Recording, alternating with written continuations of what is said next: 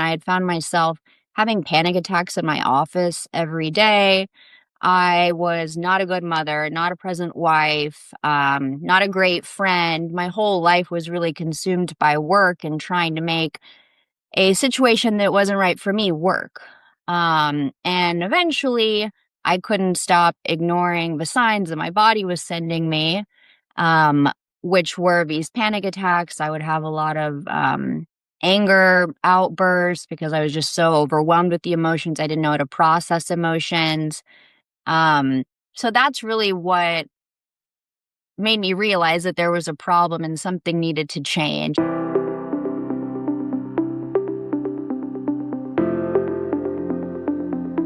Hi, everyone. I'm Joshua Hoffman, joined by my co host Alex Gerashenko. And today I have Kat Parker, the co founder and CEO of Relatable Nonprofit, which helps purpose driven professionals turn their nonprofit expertise into thriving consulting businesses so they can create meaningful impact on their own terms. Welcome, Kat. Hey guys, thanks for Hey, having me. Kat. Thanks for joining us. So I want to get into a few themes that you write about, right? You write about burnout and your work with nonprofits, maybe a little bit of needle pointing if we want to get into that at the end. But to set the stage, I love to start at the beginning because the last time we spoke, you mentioned that your upbringing was pretty different from what a lot of people experience, I guess I would say. So can you kind of walk me through what growing up was like for you? Sure. I guess I'm the oldest of three. Grew up in a small town, North Carolina. Grew up sorry, Joe. I don't know if we want to lead with it's kind of a weird like um like a weird set like these people have just heard about me and we're gonna get into I mean, I'm happy to talk about it, but it seems like a weird Alex Bat is just like an abusive home and all this. Well, I guess, and sorry, I guess it was more on the cult stuff, and it was a little bit related to that.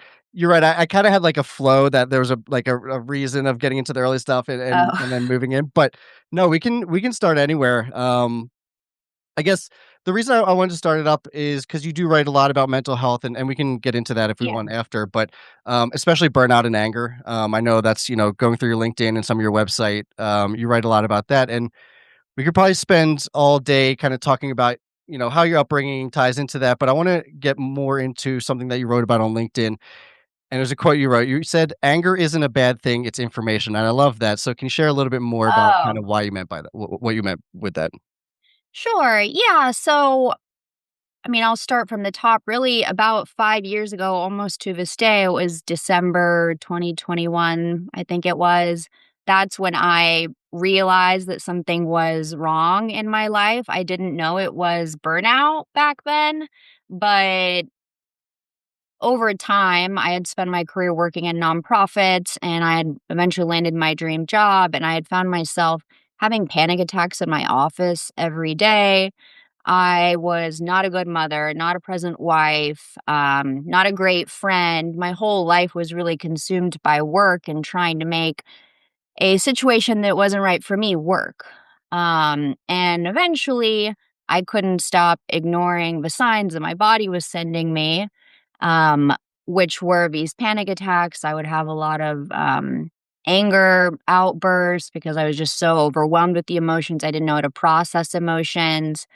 Um, so that's really what made me realize that there was a problem and something needed to change. And that was also right around the time where I left my job, started my business. So that was almost 5 years ago.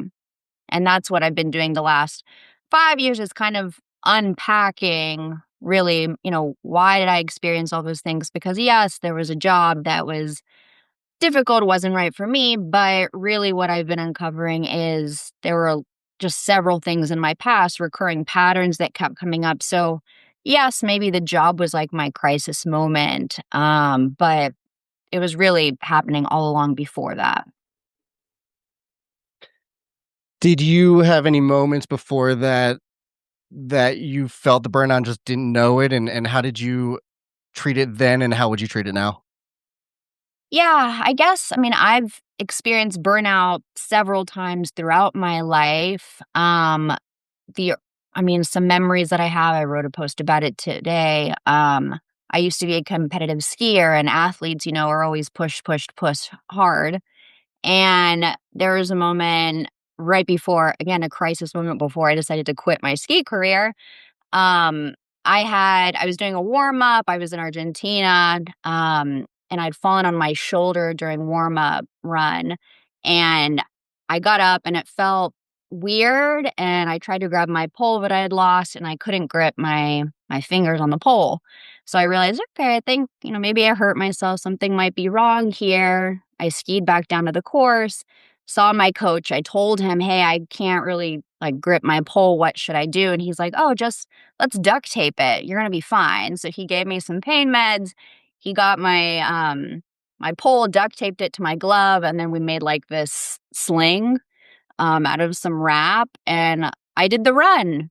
And after that, I was like, "What the?" I ended up DQing, disqualifying myself because I ended up falling and my ski came off. So that's an automatic DQ. So I was just like, "Why am I doing this?"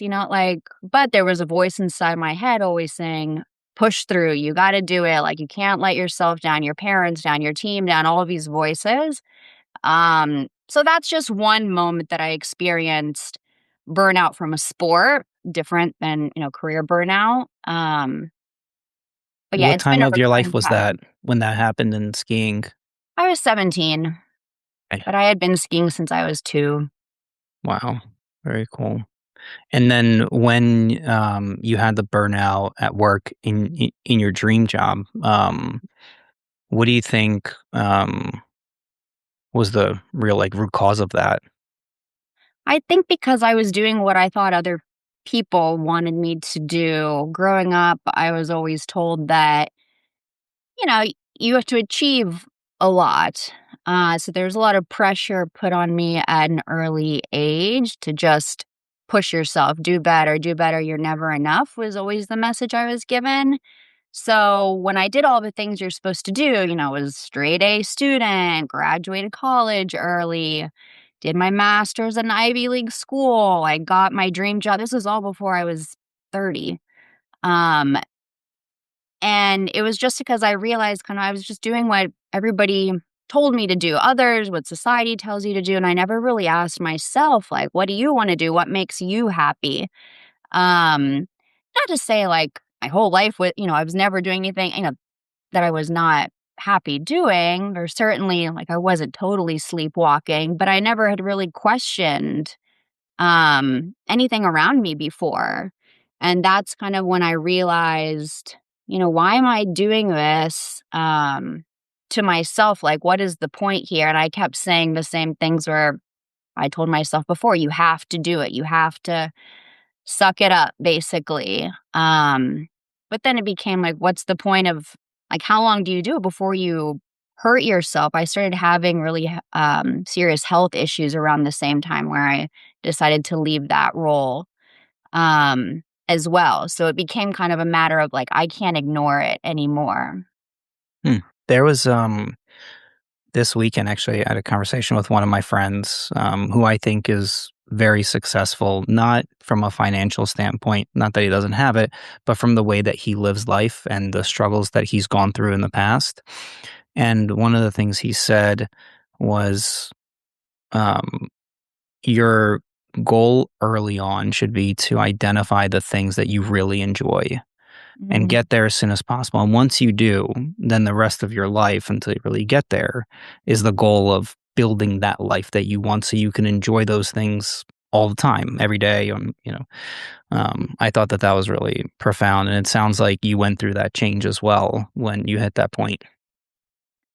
Yeah, absolutely. And there's always I always was drawn to nonprofit work. Like I remember as a kid, we grew up really involved in our local church. So I can remember doing like canned food drives as a kid or like those little shoe boxes for people, volunteering. Like I've always loved nonprofit work. I think eventually I realized I just don't like the way I'm doing it. Um, and it had kind of the realization that everybody did, post COVID, or not everybody, but a lot of people, just this whole great resignation and decided like, I don't want to keep doing this work, so I'm going to just start my own thing. and it's worked out. But yeah, I think you're right. You have to identify what is the thing you love. And for me, that has always been nonprofit work. It was just kind of reconfiguring the jigsaw puzzle a little bit to make it work for me. We'll definitely get to your business in a second. I guess just going back to either your 17-year-old self or any other burnout moment, what would you do differently, or like what would you maybe teach someone at that age that's going through something similar? Oh, just to listen to yourself. I mean, question really. Why am I doing this? What purpose does it serve? And really just listening to your body more than anything. I mean, I did not ever really listen to my body ever. I just always thought, my body's there to just kind of serve me and do what I want or whatever. But really learning about the mind body connection has been very helpful for me. Um, and really treating the body as, I mean, it's sacred, really.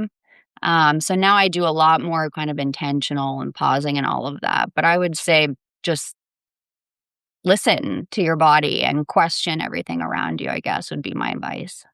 You said in can you repeat that again? Intentional pausing? Hmm. Can you explain that? Yeah. So, um, really what I realized is I never stopped ever. I'm that person that just goes, goes, goes and kind of goes on autopilot.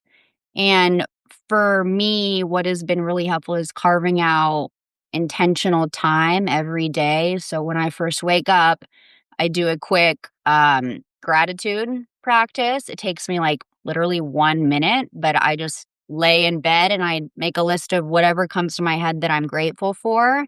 I found that kind of intentional pause has been very helpful for me and just kind of, everybody says, oh, you got to do a gratitude practice, a journal, whatever. I tried it a million times before, but uh, this has been the only way that it's stuck with me. It's something that's easy and it works for me. And then also in terms of working out my body, not just my mind. I mean, like you guys, I'm on my desk all the time on calls or typing, whatever. So I find that just working out my body is a great way to relieve stress and also pause.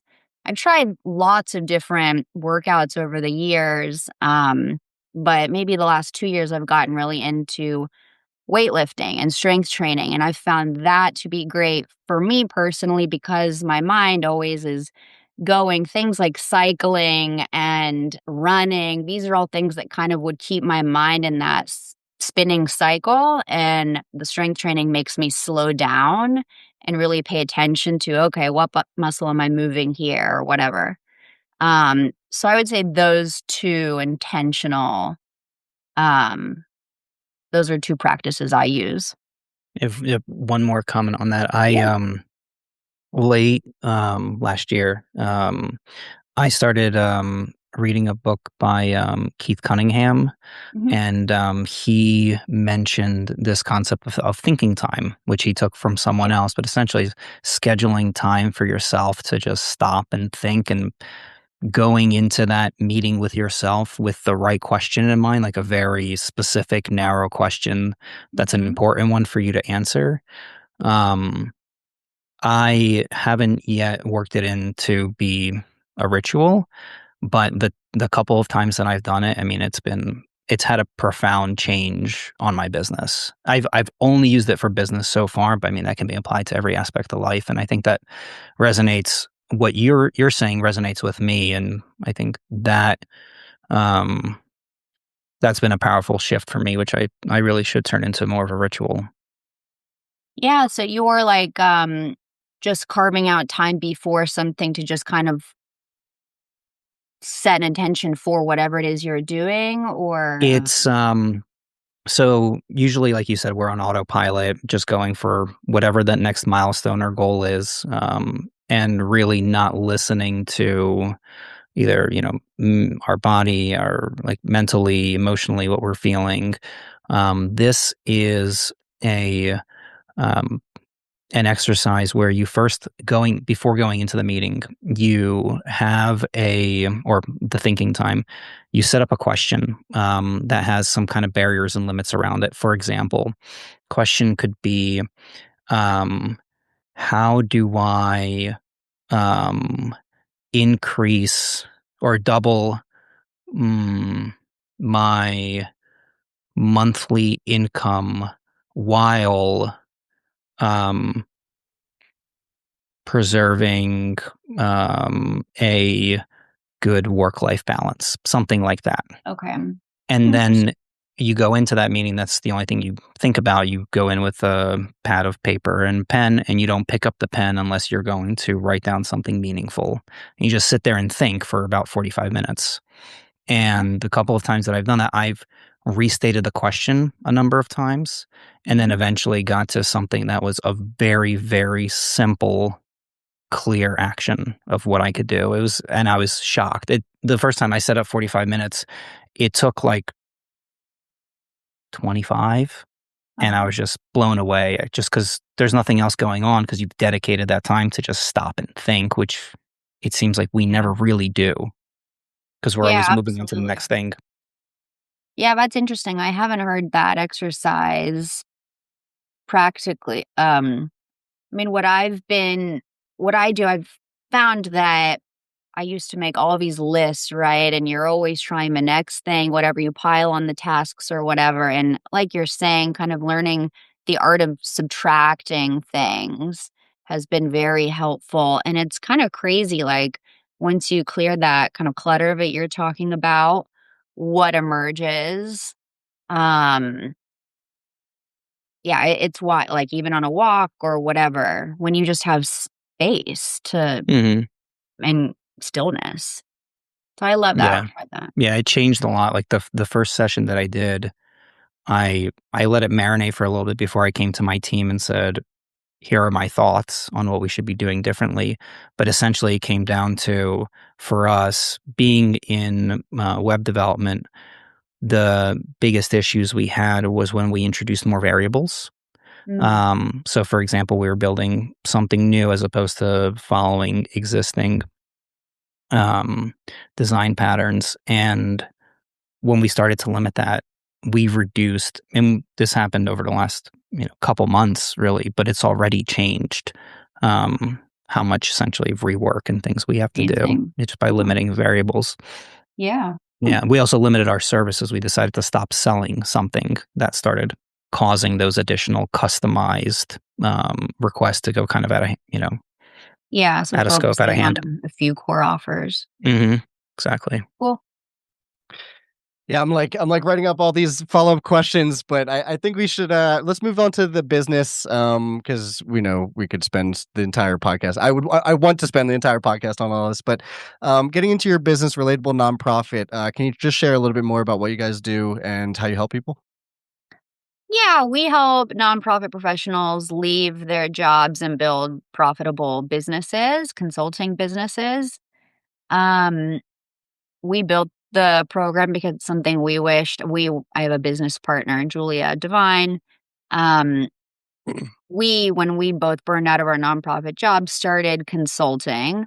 And we realized there were just not a lot of resources to learn how to build specifically a business that served nonprofits. There's a ton out there just on general business, right? But not a lot existed for the nonprofit sector specifically. And selling to nonprofits, working with nonprofits, it's a different beast. Um, so we just built the program we wish that we had, and we launched Relatable 2 years ago now almost. And we've had over 80 people in our program that have left their jobs. So it's been really amazing to see this and help empower people to make these great career moves for them, change their lives, really. Where do people usually come in? Do they have an idea? No, they just are also burnout and want to quit their job and they don't know where they're going. Maybe they've already, worked through it. They got their, they work through the legal side. Like, where do people usually come in? There are different stages. We get, newbies with zero, business experience. Usually people they come to us, they're they're committed to the idea of consulting, right? And they're just trying to figure out a way like, I have all of these skills, but how do I just narrow it down to a few services that I can position myself for? Or, they don't know how to price or I mean, really people that work in nonprofits, you're not taught any business skills. So it's almost like an MBA program, mini MBA. So we have people that totally new to consulting all the way to people that have been in business for several years, but they're just not meeting their income goals. Right now, we work with people who are usually solo shops that have not yet hit 200K in revenue. So it's usually that 0 to 200K revenue mark is who we work with. And I guess you've seen a few, like track records and successes and probably some failures. What, I guess, kind of signs do you see, especially early on, that typically will indicate, okay, this nonprofit is likely going to be successful? The consultant is going to be successful. Or Yeah. excuse me, the consultant. Um, they show up, right? I mean, we tell people ask us all the time, like, what's the ROI in your program? And it's like, if you have skills that are marketable, like in demand, whether that's marketing or fundraising or photography, whatever you want, if you have a skill that's in demand Mhm. and you are able to commit yourself to showing up and just doing the work, following our process, you will be successful in the program. So, people who show up every week or are active in our community, those are usually the one. It's not the smartest person, it's not the hardest working, it's just this consistent willingness to learn, and just show up and get back up on the horse when life happens and you get busy, right?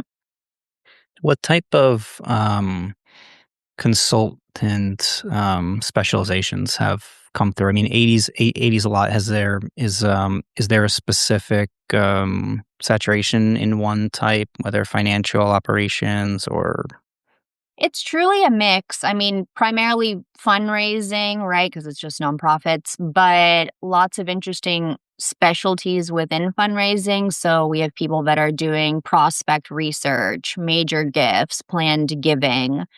Then we have people who are on the ops side. So like fractional COOs for orgs that can't afford a full-time COO. We have bookkeepers, we have one person that does nonprofit photography. It really runs the gamut. okay? Is is there a biggest challenge that they seem to all have when they're in those early stages as a consultant? Yeah, I would say it's confidence is the biggest thing, right? I mean, just believing that you can do it, right? You have skills that are valuable and organizations are going to want to pay you for that work. Um, I'd say the confidence because, it's hard like starting your own business, putting yourself out there and I mean, you're putting yourself out there knowing that, maybe it'll fail, but we always tell people, what if it works?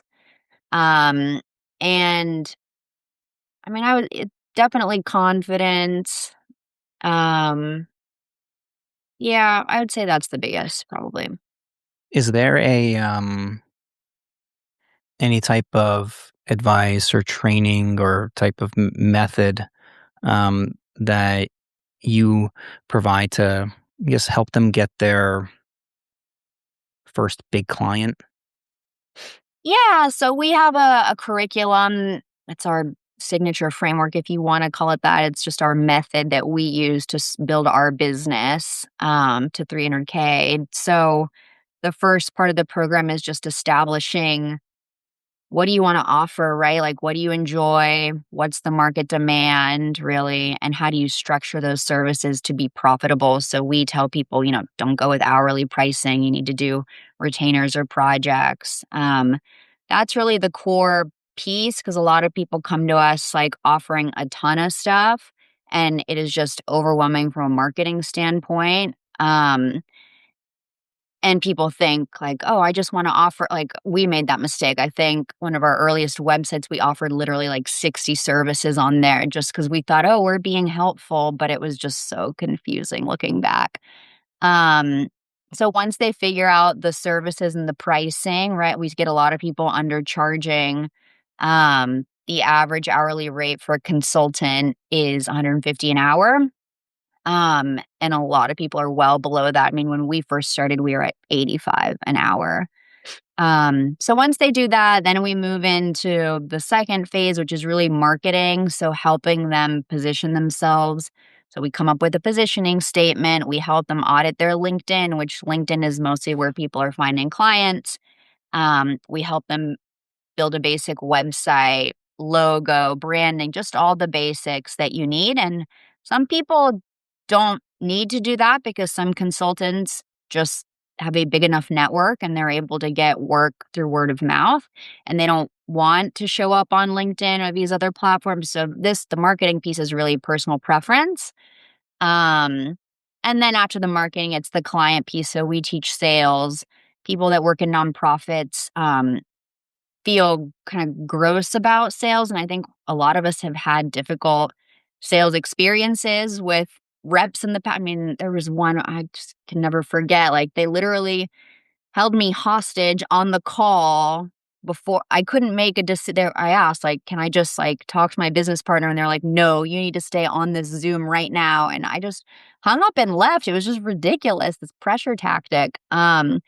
So I understand why sales gets a bad rep, but we just teach people how to get comfortable and confident with having a sales process, right? Like, how do you pre-qualify people before you get on calls? So, for example, a lot of nonprofits' budgets are an issue, right? Or timeline is an issue, or the decision-making process can get, it slows down the whole process a lot of the time. So we teach people, how do you get these things out in the air up front before you spend 30 minutes or an hour on a disco call, or you're beyond that even in the sales process, following up and nobody's responding to you and all this. So that, and along with that goes, like, how do you structure a statement of work or a proposal that's going to get a yes. That's the sales. And then the last part of our program is for people who want to grow past 100K. So there we're teaching, like, how do you hire a team? Who should your first hire be? How do you delegate work? How do you build systems in your business? Everything from a marketing engine to sales engine to just a CEO mindset, which is completely different than a solopreneur mindset. So that it's a 5 phase process that we use. Have you It's great. seen what has been, if any, the biggest change that you've seen, I guess, in the nonprofit space over maybe the past year or 2? Oh, well, there's a huge talent crisis right now, right? So retention is at an all-time low. The latest stats I've seen is 95% of staff are burned out or feeling burnout. Um, Obviously, we've got the federal funding cuts happening, so people's jobs are being cut left and right. But I would say it's definitely a staffing crisis that's happening. And I really do believe that the future of the nonprofit sector, because the system really is not built in a sustainable way to support the people working inside nonprofits, right? Like, donors believe that people are overhead and we need all of the funding to go just to the mission. But donors sometimes forget, well, who's going to actually implement that mission work, right? Um, so there are just a lot of issues with the nonprofit, just the system, the sector as a whole, systemic issues that are just going to take a while to be addressed. And that's why we see a lot of people choose consulting or fractional work as an option, because it's like, what else do you do? Right. And again, I mean, the nonprofit sector pays people not well, just all of these various issues. So I think the burnout is going to continue to persist as organizations are doing more with less.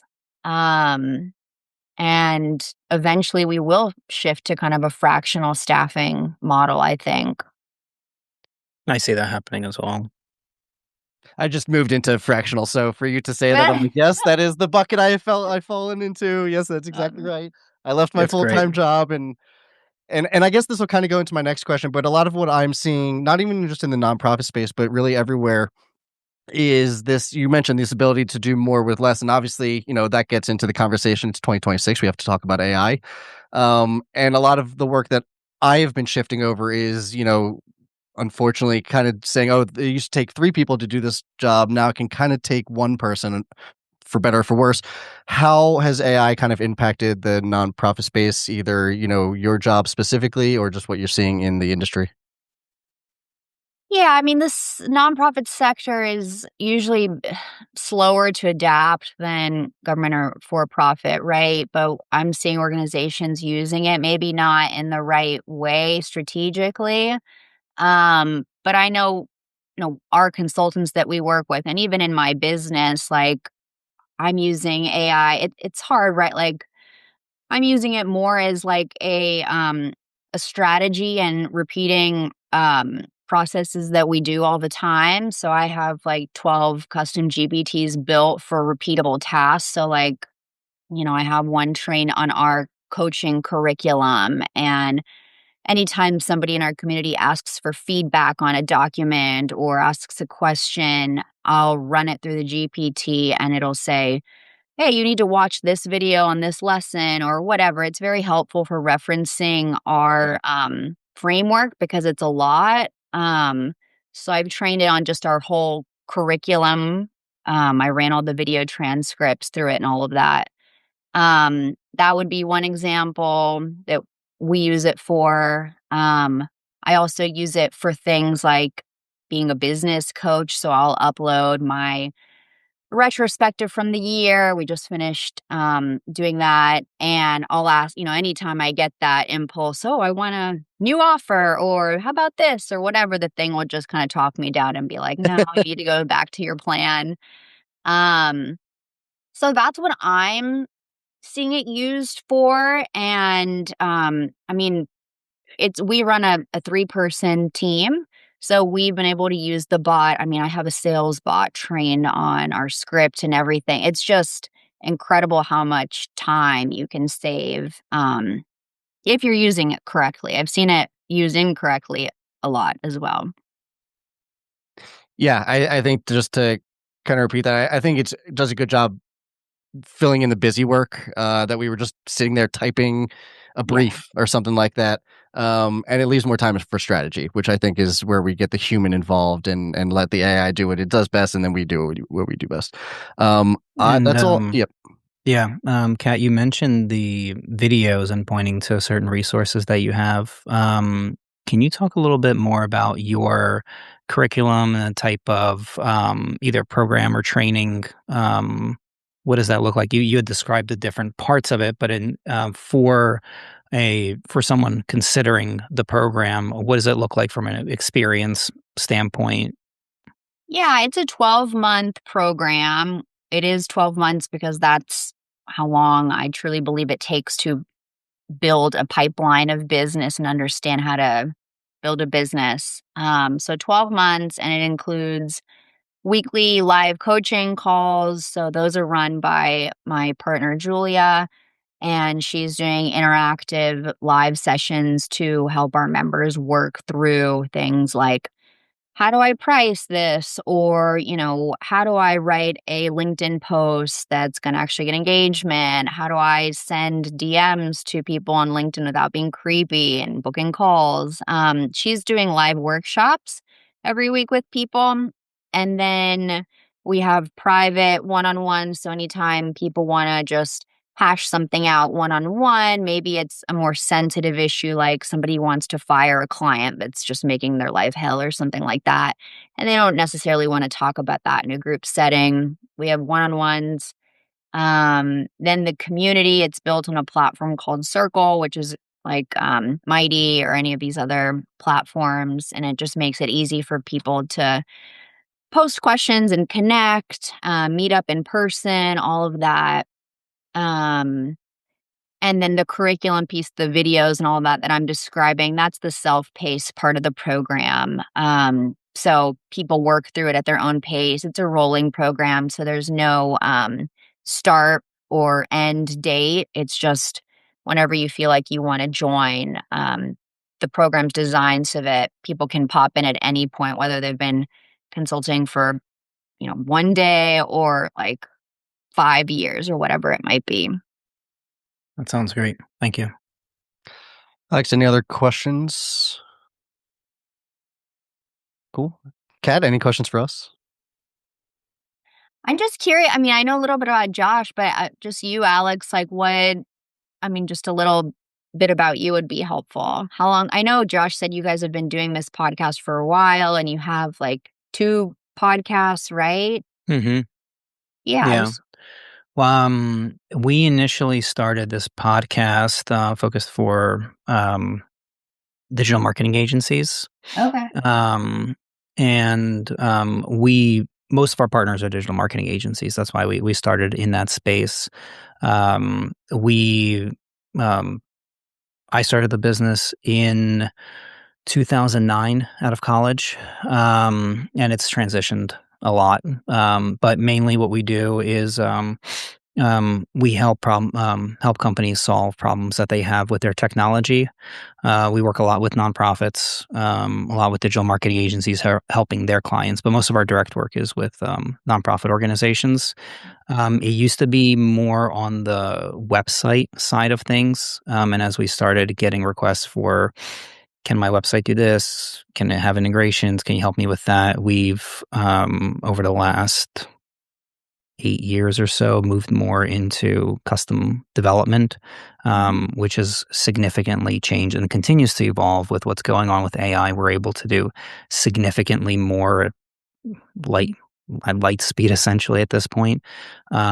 So the type of work that we do with nonprofits is helping them with their operations, automating processes for them, especially with compliance related work. When they need to stay in compliance and they have specific internal checks that they need to get done before the federal, state, or city government comes in and runs their audit or compliance assessment, basically allowing them to see the problem areas, address it with the people that need help getting there, getting compliant, essentially identifying those early, and so a lot of times we'll enter in with that type of work and then expand into other areas that are just taking too long, could be done a lot faster using technology. Yeah, and it's essentially doing what we can to help solve those type of operational bottlenecks or issues. That's great. Mm-hmm. And Yeah, so it's but Josh, you don't work with Alex Other than the podcast, no, I work. Okay. My full time is fractional go to market. So we're working with a lot of early stage startups, doing that whole 0 to 1, setting up infrastructure, that kind of stuff. Okay. Mm-hmm. Got it. Yeah, we have a separate team. Josh and I met in the startup world in Philadelphia back in 2014, maybe 15. Yeah. Josh and I both wanted to talk to a investor after Josh did an impromptu presentation because one of the people who was presenting didn't show up, and someone said like, "Oh, I guess we'll cut it early." And Josh jumped up. He's like, "We have time for one. I can do my pitch." And then I ended up cutting Josh off and talking to the investor, and I love his reaction. He's like, "Oof." And so I talked to him afterwards. You We don't became friends from there. You don't usually never really share. Not I haven't heard that last part about the investor side. You've shared Yeah. the standing up thing, but that's funny. I don't Yeah, remember the your investor reaction was part. priceless. You just looked at me like, "Oof." It's like, okay, Like you cut in I to like talk to this the guy. investor. Yeah, because we were both waiting for him to finish with the other person. Yeah. And I That's jumped in front of you. Yeah, that's great. I do respect that. Awesome. Well, as we come up to the end of the episode, Kat, I just want to give you an opportunity to mention how people can find you and anything else you'd like to end with. Yeah, they can find us on our site, relatablononprofit.com. I'm active on LinkedIn, just Catalina Parker. And then we have our Instagram meme account, which is just relatable_nonprofit. Perfect. And thank you so much for coming on the show. Kat, this is great. I really appreciate it. Yeah, thank you guys for having me.